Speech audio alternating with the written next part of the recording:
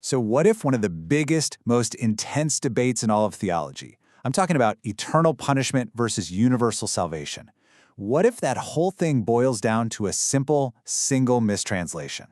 It's a pretty wild idea, but it's a fascinating story about how one little Greek word could have totally reshaped our understanding of time, God, and everything.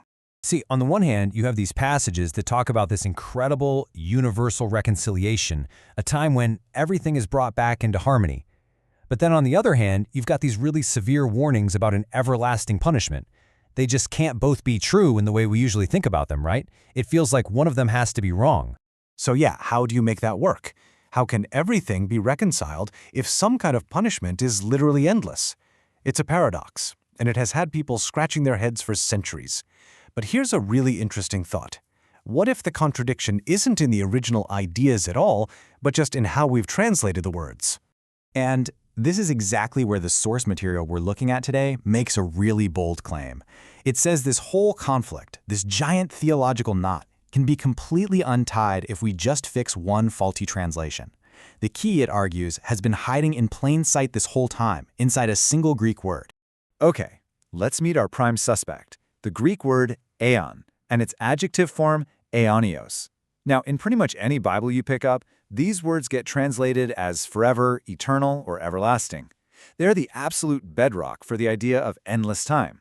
But is that what they actually meant to the people who wrote them?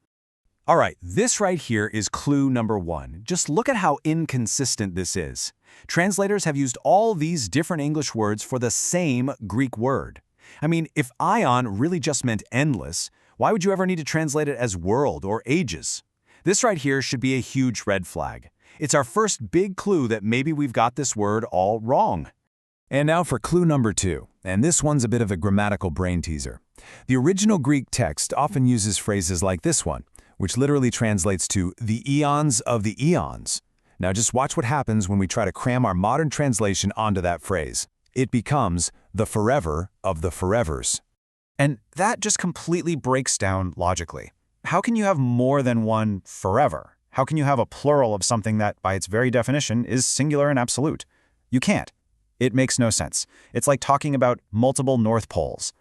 The source argues this is basically undeniable proof that the term has to refer to something finite, something you can have more than one of. The evidence just keeps piling up. The source also points to passages that talk about things happening before these so-called Aeonian times. Now, think about that for just a second. If Aeonian really means eternal, well, you've got another massive logical problem on your hands. I mean, it's just basic logic, isn't it? Nothing can come before something that has no beginning. If eternity stretches infinitely into the past, there is no before.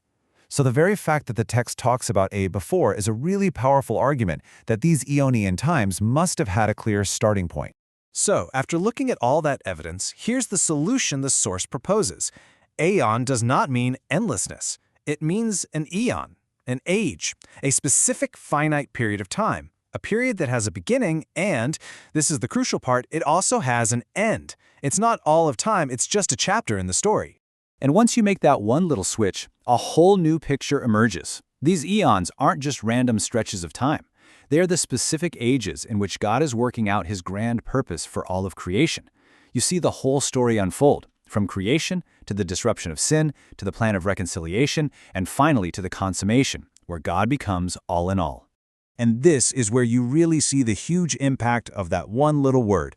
Eternal punishment becomes Aeonian punishment. And according to the source, this completely transforms the idea from endless, hopeless torment into a corrective judgment that is limited to a specific age, a judgment that actually has a purpose within God's bigger plan.